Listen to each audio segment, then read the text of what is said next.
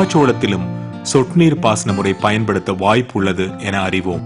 சொட்டு நீர் பாசனத்தின் அனுகூலங்கள்: நீர் சேமிப்பு அதிகரிக்கிறது, செலுத்தப்படும் உரம் வீணாகாமல் பயிருக்கு தேவைப்படும் போது கிடைக்கிறது, பயிரின் வேர் பகுதியில் மட்டும் நீர் செலுத்தப்படுவதால் மற்ற பகுதிகளில் களை வளர்வதை தடுக்கிறது, சொட்டு நீர் பாசனத்தினால் மண்ணின் நீர்பிடிப்பு திறன், பயிர் வளர்ச்சி மற்றும் மகசூல் அதிகரிக்கிறது.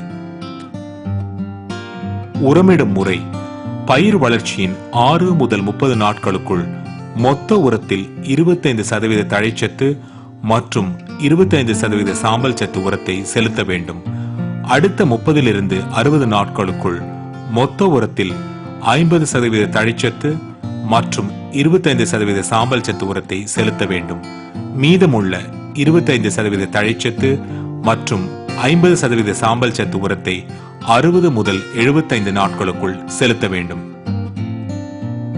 எனவே உழவர்கள் மக்காச்சோள சாகுபடியில் சொட்டு நீர் பாசன முறையை கடைபிடித்து பயிர் விளைச்சலை அதிகரிப்பதோடு அவர்களின் சமூக பொருளாதார நிலை உயரும் என்பதில் எந்தவித ஐயப்பாடும் இல்லை.